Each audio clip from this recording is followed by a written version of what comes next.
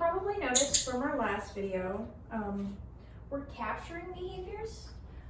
So we're not really saying a word to get them to do it, right?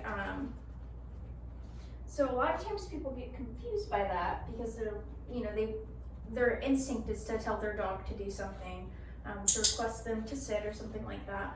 I think that there's value in both.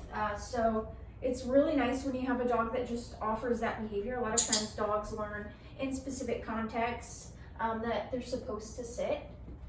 For example, if every time you approach someone new, you have your dog sit, they get in the habit of just, hey, I see someone new, I'm gonna sit. So the more and more we, reinforce behaviors that they offer, the better decisions our dogs are gonna make. But there might be a time where your dog doesn't know to sit, and it's good to be able to ask them to sit, right? Or, any other cue.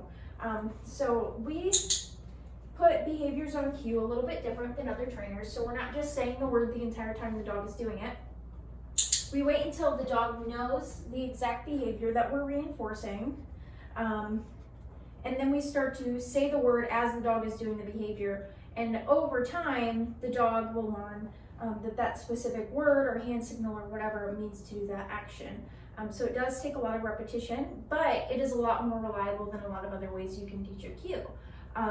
So the way that I know that the dog knows what behavior they're being reinforced for is, for example, after she eats her treat, she immediately sits again. And I assume you guys have probably already worked on sit at home, but us practicing it now is still really awesome because it helps her understand that when she's interacting with a new person, sitting is one of the best things she can do instead of jumping up or trying to elicit attention.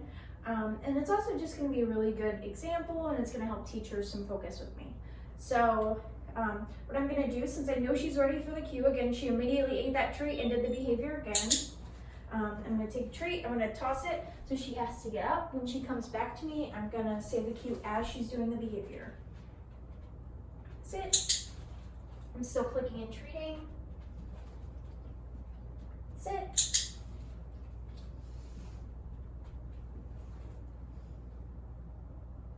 Sit.